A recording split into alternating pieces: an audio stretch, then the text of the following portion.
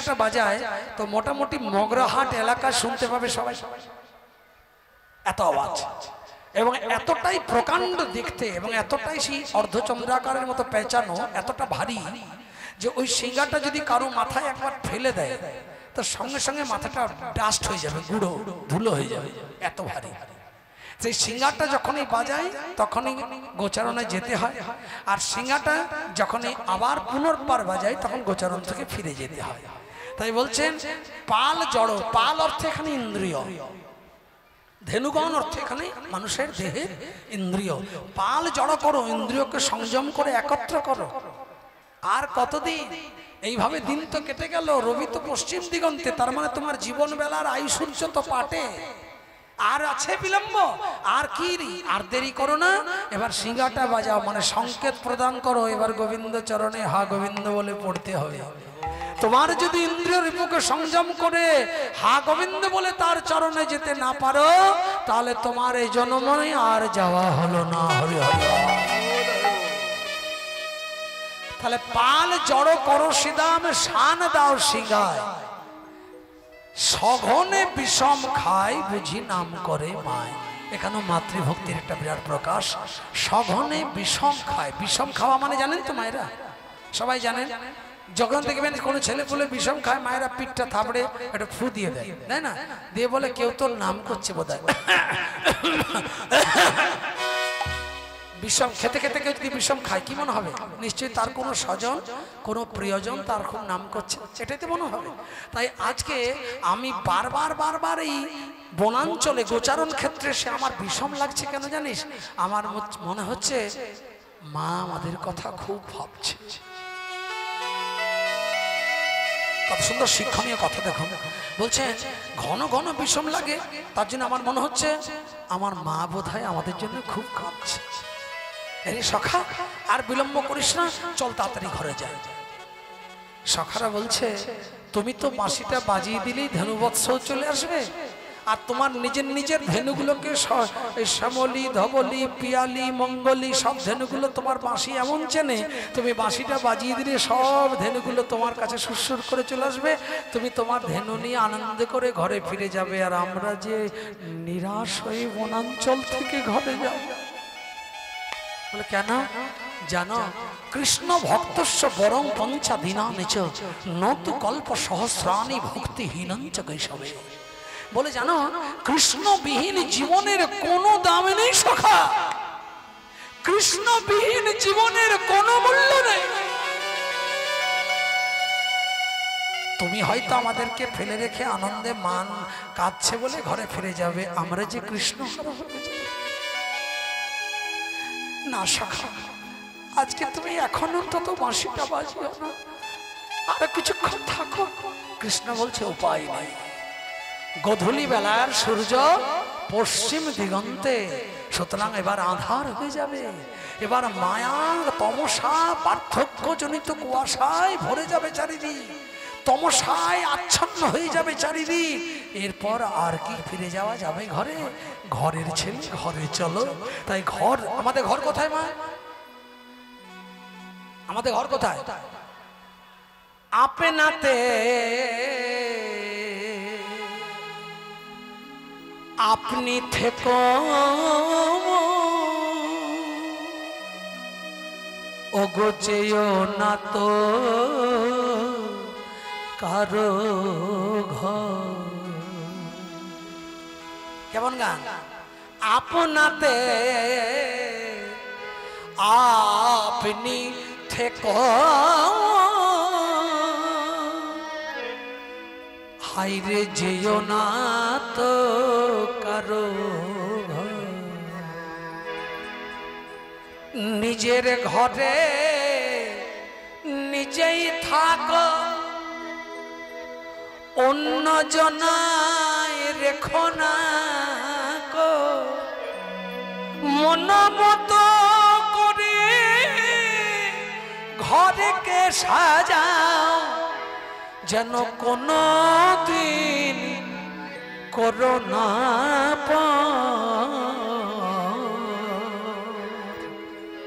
যেও না তো কারো ঘর। উলুধ্বনি একবার হরি হরি আপনাতে আপনি থেকো যেও না তো কারো। নিজেকে নিজের মধ্যে রাখতে বলছেন। নিজের ঘরে নিজেই স্বজন হয়ে থাকা ভালো, তার মানে নিজের মধ্যে নিজে থাকো। নিজের আমাতে আমিতে বিলীন হয়ে যাও। তোমার ভিতরে যে শুদ্ধ আমি, সেটাও যে আমি।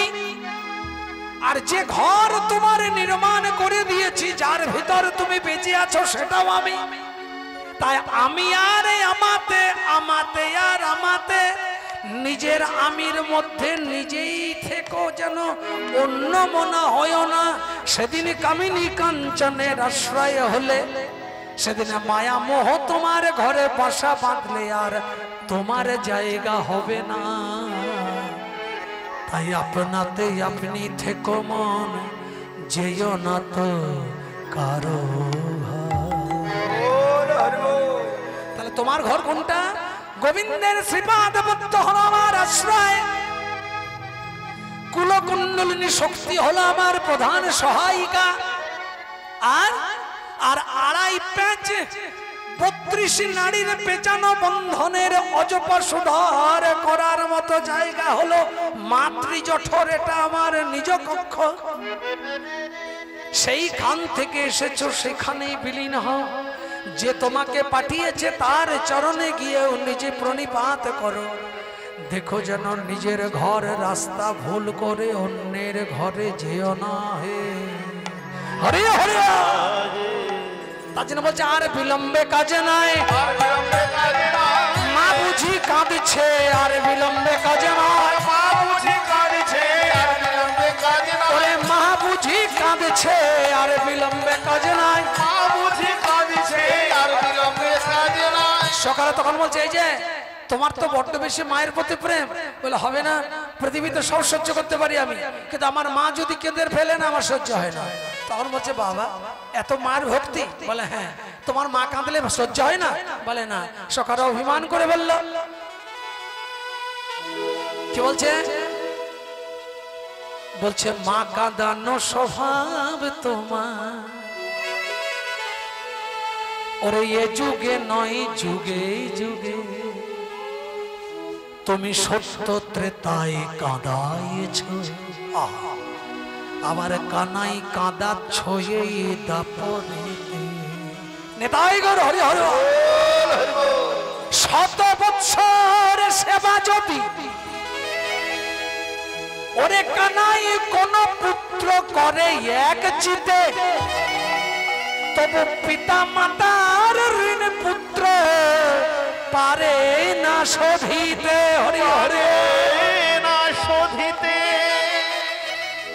এত বেশি মাতৃভক্তি দেখিও না কানাই, কারণ তোমার মতো তো আমাদেরও মা আছে। তোমার মা যদি তোমার জন্য কাঁদে, আমাদের মা কি একটুও কাঁদবে না? তাই সবারই মা কাঁদছে, কিন্তু তুমি চলে গেলে আমরা যে কান্নাটা কাঁদবো, সে কান্নায় আর এ জনমে থামবে না। হরি হরি। তাই তুমি সঙ্গ ছাড়া করো না, সঙ্গ ছাড়া করো না, রেখো তোমার সঙ্গে রেখো, সঙ্গ ছাড়া করো না। আশা করে গোষ্ঠে এসেছি, সঙ্গ ছাড়া করো না। কানাই বলছে দেখ, আমি যদি না যাই ঘরে ফিরে সন্ধ্যা হয়ে যাবে, সবার বাড়িতে মায়েরা চিন্তা করবে, আর তোদের আমার জন্য দুঃখ হচ্ছে তো আজকে যেতে দে, কালকে সকাল সকাল বাঁশিটা বাজাবো। আজকে যেমন গোচারণ এসেছি তার থেকেও আগে চলে আসবো কালকে, তোদের মনে শান্তি হয়ে যাবে। শুধু রাতটুকু থাকবে। হচ্ছে কৃষ্ণ ভক্তস্য বরং পঞ্চান্বিত দিন নৌতুকল্প সহস্রাণী ভক্তিহীন চোখে সবে। কৃষ্ণ ভক্ত হয়ে আজীবন থাকবো, কিন্তু কৃষ্ণহীন হয়ে এক মুহূর্ত থাকবো না। সারা রাত মায়ের কোলে আমরা যে শুধু তোর কথাই চিন্তা করবো এর কানাই, তুই বললেই আমরা চলে যাব, আমরা যাব না। কিছুতে মানছে না। শেষে বললো তাহলে এক কাজ কর, যাবি যখন তখন একবার তোর বেনুটি বাজায় দে। উলুধ্বনি হরি হরি। এবার কানাই কি করছেন? বলে চাঁদ মুখ বেনু দিয়া সবে ধেনুর নাম লইয়া ডাকিতে লাগিল উচ্চ স্বরে আরে কিবা ডাকিতে লাগিল উচ্চ স্বরে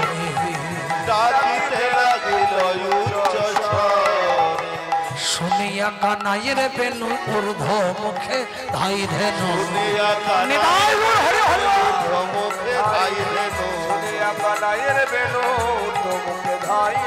আজ পুচ্ছ ফেলি পিঠের উপরে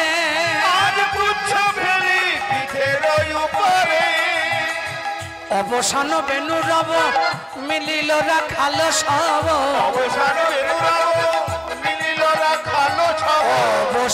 বেনু রব মিলিল রাখাল সব একত্রে মিলিল মহাসুখে একত্রে মিলিল মহাসুখে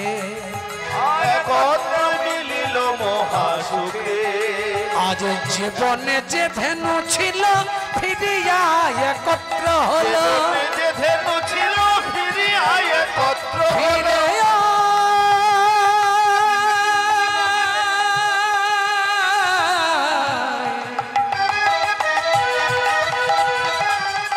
আই শ্যামলি ধবলি পিয়ালি মঙ্গলি আই বেনুর রবে ফিরে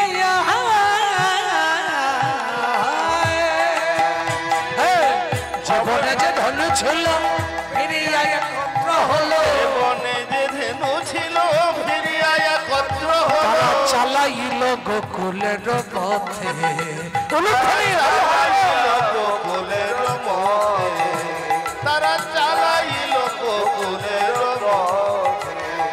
অপূর্ব সভা সমস্ত ধেনুবৎস নিয়ে প্রাণ গোবিন্দ যখন মুরলী বাদন করলেন সব ধেনু ফিরে এলাম আর ধেনুবৎস সঙ্গে নিয়ে রাখাল গণকে নিয়ে প্রাণ গোবিন্দ আনন্দে গৃহে ফিরে যাচ্ছে।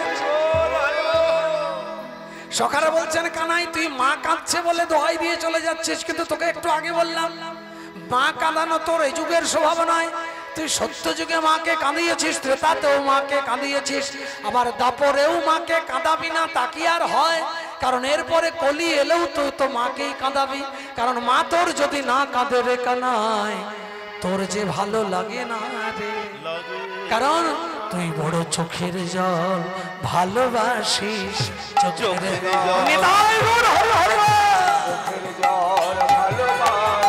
যে চোখের জলে তোর ডাকে তুই চোখের জল তার ভালোবাসে। বলে চোখের জলে তোরে ডাকে চোখের জল বড় ভালোবাসে। চোখের জলে যে তোর ডাকে তুই চোখের জল ভালোবাসে। যে চোখের জলে জেনে ডাকে চোখের জল ভালোবাসে। বলে চোখের জলে চোখের জল বড় ভালোবাসে। চোখের জলে যে ডাকে চোখের জল ভালোবাসে। প্রাণ গোবিন্দকে বলছে সখা আর বিলম্ব কাজ নেই, চল আমরা ঘরে ফিরে যাব। এবার সমস্ত সখাদের সঙ্গে নিয়ে প্রাণ গোবিন্দ মনের আনন্দে যাচ্ছে। আর যেতে যেতে তারা সকলে মিলে উলুধ্বনি জয়ধ্বনি মায়েরা করছেন, আর সখারা সব আবাই আবা ধ্বনি করছে। কিভাবে বলে যত কটা খালো গালে আবাই আবা দিয়া গালে, আজ যত কটা খালো গান আবাই আবা ঘন ঘন, যত কটা খালো গান আবাই আবা ঘন ঘন। পথ চলি করি কত রঙে, পথ চলি করি কত রঙে, পথ চলি করি কত রঙে, পথ চলি করি কত রঙে। হরি হরি বল। যতক রাখাল গণ আবা আবা ঘনে ঘন, পথ চলি করি কত রঙে। আর যতক সখাগণ সব সিঙ্গা বেনু বাজাতে বাজাতে আজ সবাই নৃত্য করতে করতে ঘরের দিকে ফিরছেন। এমন অপূর্ব সভা, সমস্ত রাখালগণ সবাই মিলে ফিরছেন। ফিরতে ফিরতে আজ অপূর্ব সভাটি আস্বাদন হচ্ছে। সখারা মনের আনন্দে গোচারণ ক্ষেত্রে যেতে যেতে আবা আবা উচ্চারণ করছেন। বাচ্চা ছেলেরা করে না? ওই জন্য বলছে যতক রাখালগণ আবা আবা ঘন ঘন বলরাম দাস চলু সঙ্গে।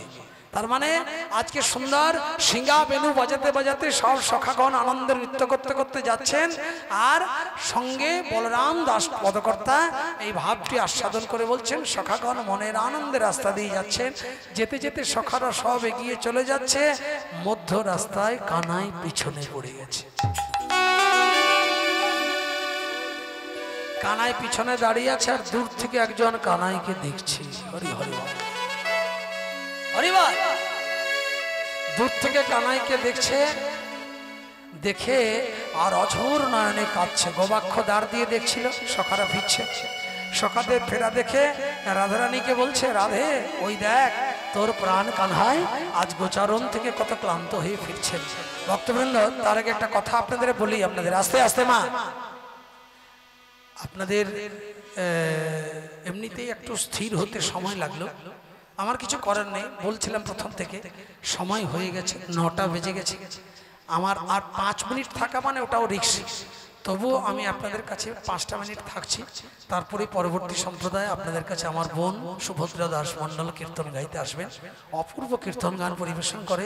আপনাদের 24 পরগনার গর্ব, খুব ভালো গায়, ভালো কণ্ঠের অধিকারী, সুকণ্ঠের অধিকারী, কেমন, এবং খুব ভালো পরিবেশন, এবং তার সম্প্রদায় ভালো। সবাই খুব মন প্রাণ ভরে আপনারা আস্বাদন করুন। আমার যেটুকু ডিউ রইল, এটা সামনে বছর আমি চেষ্টা করব, যদি আমার নিতাই চাঁদের করুণা হয়, আপনাদের আশীর্বাদ থাকে।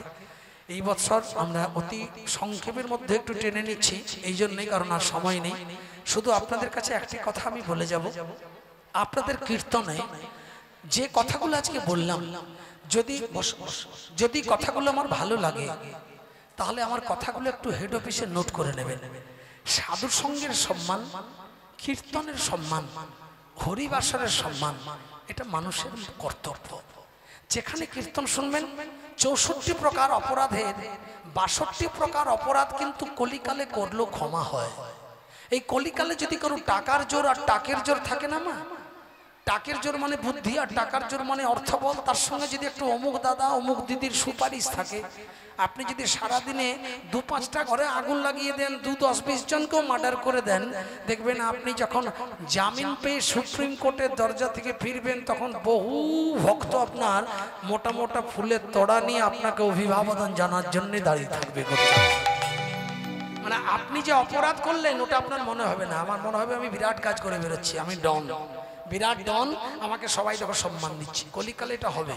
কেন হবে? কলির যে স্ত্রী তার নাম হচ্ছে দ্বিরুক্তি, এদের সম্পর্কটা ভাই বোন। তাহলে ভাই যদি বোনকে বিবাহ করে, সেখানে আচার বলে কিছু থাকে না। কলির যে বাবা তার নাম হচ্ছে কি জানেন? লোভ। আর কলির যে মা তার নাম হচ্ছে হিংসা। কলির যে দাদু তার নাম হচ্ছে দম্ভ। কলির যে দিদিমা ঠাকুমা তার নাম হচ্ছে মায়া। তার বাবা যে তার নাম হচ্ছে অধর্ম, তার স্ত্রী যে তার নাম হচ্ছে মিথ্যা। হলো? তাহলে অধর্ম মিথ্যা। অধর্মের জন্ম কোথায়? ব্রহ্মার পিঠের থেকে। সুমেরু পর্বতের মধ্যম শৃঙ্গে ব্রহ্মা সাধনা করতেন। কোন এক সময় ব্রহ্মার পিঠের এক ফোঁটা ময়লা থেকে কুৎসিত কদাকার এক দৈত্যের আকারে অধর্ম প্রকাশ হয়। সেই অধর্মের স্ত্রী করেছিলেন যাকে, তার নাম মায়া। এদের সংসার জীবনে একটি পুত্র হয়েছিল, একজনের নাম দম্ভ, এই মিথ্যা, একজনের নাম দম্ভ, একজনের নাম মায়া। অধর্ম আর মিথ্যার একটি পুত্র একটি কন্যা, তার নাম দম্ভ আর মায়া। দম্ভের আবার একটি পুত্র কন্যা হয়, কারণ দম্ভ মায়াও ভাই বোন, তারা দুজন দুজনকে বিবাহ করে। তার জন্য দম্ভের একটি পুত্র হয়, তার নাম হচ্ছে লোভ, আর একটি কন্যা হয়, তার নাম হিংসা। এই লোভ আর হিংসা এত মেল, তাদের আর অন্য কোথাও জায়গা নেই। যেখানে লোভী লোক সেখানে হিংসার উদ্রেক। আস্তে আপনাদের এত গল্প যেগুলো 2-4 জন করছেন, তাদের জন্যই কথাটা বলছি। যেখানে লোভ সেখানে হিংসা, হিংসা যেখানে লোভ সেখানে হিংসা। বলছে আমাকে কেউ আশ্রয় দিচ্ছে না, লোভ বলছে আমাকে কেউ পছন্দ করছে না। বলে তাহলে দুজনেই সংসার বেঁধে ফেলাম। দুজনেই মিলে গেলেন, লোভ হিংসা একসঙ্গে মিশে গেল, জন্ম হলো কলি। কলি আর কলি স্ত্রী যে তার নাম দ্বিরুক্তি, এই দুটোই এরা পুত্র কন্যা। লোভ আর হিংসার দুটি পুত্র কন্যা কলি আর দ্বিরুক্তি। দেখবেন যার মুখের কথাটা খারাপ জানবেন কলি তার মাথায় ভর করেছে। দেখবেন অনেক পাষণ্ড আছে, যেমন আমরা কালকে গাড়ি নিয়ে আসছিলাম, পরশুদিন একটা শ্মশান চত্বর একটা দাহ করা হচ্ছে। তো যারা দাহ করেছে তাদের দাহটাও কমপ্লিট হয়ে গেছে। একটা মোটর সাইকেলে 4 জন চেপেছে, আর 4 জনাই মোটামুটি জল সেবাতে মগ্ন হয়ে আছে, মানে একদম গলা পর্যন্ত জল খেয়ে ফেলেছে। জল মানে সাধারণ জল নয়, বুঝতে পারছেন হরিবাসরের কি বলবো। খেয়ে আমরা লাইট অফ করে দাঁড়িয়ে ওকে রাস্তা ছেড়ে দিয়েছি। ও যা টলবল করছে আমরা জানি ও আমাদের গাড়িতে মেরে দেবে। তো এবারে গাড়িটাতে যাতে না মারে তার জন্য ইন্ডিকেটরটুকু জ্বালানো আছে আর একটু লাইটটা হালকা জ্বালানো আছে। একেবারে রাস্তা ছেড়ে দেওয়ার পর রাষ্ট্রপতির মতো সম্মান দিয়ে বের করে দিলাম, তবু আমাদের কাঁচটার সামনে এসে দুটো অশালীন গালিগালাজ করে গাড়িটা নিয়ে চলে গেল। বলুন, এটা কলি যদি ওর মাথায় না আসে তাহলে ওর মুখে খারাপ কথাটা বেরোতো? কলি 3 জায়গায় থাকে, অযাচিত নারী সঙ্গ, দ্যুতি ক্রীড়া মানে জুয়া খেলা, আর মাদক দ্রব্যের নেশা। এই 3টি জায়গাতে কলি আরাম করে বাস করে। এই 3 জায়গা ছেড়ে কলি কখনো যায় না। কলি যেখানে থাকবে মুখের ভাষা তার খারাপ হবেই। তার জন্য কলি স্ত্রীর নাম দ্বিরুক্তি। এরাও বিয়ে করে ফেললো। এরা বলছে আমাদের কোথাও আশ্রয় নেই, তুমি ছাড়া আমি নই, আমি ছাড়া তুমি নই। বেশ, তাহলে চলো ভাই বোনে বিয়ে হলো। ভাই বোনে বিয়ে হলে কি অনাচার হয় বুঝতে পারছেন। তারা আবার এখন একটি পুত্র জন্ম দিয়েছেন, এখন আমাদের সমাজে তিনি রাজত্ব করছেন। কেউ চেনেন কি? বলে নামটা বলুন। কলির পুত্রের নাম হচ্ছে ভয়, আর কলির কন্যার নাম হচ্ছে মৃত্যু। দেখুন, প্রতিটি মানুষের জীবনে একটাই ভয়, শুধু মরার ভয়। শুধু আয়েশ করব, বাঁচবো, খাবো, আনন্দ করব, মরতে যেন বললো না। বলুন, দেখবেন এখানে কারা কারা মরতে চান একবার হাত তুলুন তো। সত্যি চান তো? ব্যাস, এটা থাকতে হবে। কারণ মনে রাখবেন, সোম থেকে রবি 7টা দিনের মধ্যে আমরা মরবো। জন্মিলে মরিতে হবে, অমর কি কথা কবে। মরাটাকে যদি জন্মদিনের মতো আনন্দের সঙ্গে নিতে পারেন তবে আপনার ভিতরে ত্যাগ আসবে, যে ত্যাগের ফলে আপনি গোবিন্দের চরণ পাবেন। উলুধ্বনি হরি হরি হলো। এবার কি হলো? এই ভয় আর মৃত্যু এখন রাজত্ব করছে, যার জন্য কলিকালে ভালো জিনিসে মন আসক্ত হবে না। আপনাকে চেষ্টা করতে হবে ভালো জিনিসে মনোনিবেশ করে থাকা। যাই হোক, আমাদের বাবারা আপনাদের কাছে ভিক্ষার আঁচল নিয়ে যাবেন। আমার আপনাদের কাছে প্রার্থনার চরণ ধরে আপনারা যার যা মনের ইচ্ছা আপনারা প্রাণ ভরে দেবেন। কারণ মনে রাখবেন, পৃথিবীতে 4টি দান মহতি দান। 4 জায়গায় দান করলে জীবনে যে পুণ্য অর্জন হয়, হরিসভায় দান করলে সমপূর্জন হয়। কি সমপুণ্যার্জন? 4টি জায়গা মানে একটা হচ্ছে দেখুন আপনার ওই উড়িষ্যাতে অন্নদান, আর তিরুপতির মন্দিরে স্বর্ণদান, দ্বারকায় বস্ত্রদান, আর কৈলাসের মন্দিরে জল এবং বিল্লপত্র দান। এই দানে যে পুণ্য হয় আপনারা যদি হরিসভাতে দান করেন তার থেকে অনেক বেশি পুণ্যার্জন আপনাদের হবে। আপনারা সকলেই প্রাণ ভরে, নাকি বাবা, প্রাণ ভরে আপনারা দান করুন। বাবা অঞ্চল নিয়ে চললো, আর আমি বিদায় নেব। আমার বোন আসছে, আমার অলরেডি ভগ্নিপতি দাঁড়িয়ে আছে খোল নিয়ে, হাসছে দেখুন, কারণ দেখছে যে ভালোই হচ্ছে, দাদা ভাই বেশ করছে। এবারে ভগ্নিপতি বোনের পালা, সবাই এসে আনন্দ করবে। আপনারা জোরে করে উলুধ্বনি প্রাণ ভরে এদের গান শুনুন। নেতাই গরু হরি হরি হরি। প্রভু আমার কি করলেন? আজকে গোষ্ঠ থেকে গমন করলেন ঘরে, এবং রাধারানীর সঙ্গে দেখা হবার পরে রাধার কাছে প্রেমালাপ হলো। হওয়ার পরে এবার সেখান থেকে যশোমতীর কাছে ফিরে গেলেন। নিতাই গৌর হরি হরি। মা যশোমতী গোপালকে দেখতে পেয়ে সামনে বসে আরতি করতে লাগলেন। সবাই মিলে একবার হাত তুলে তুলে প্রেম সে নন্দ দুলাল যশোদা দুলাল এতক্ষণ মাঠে থাকে কাহার ছাওয়ার।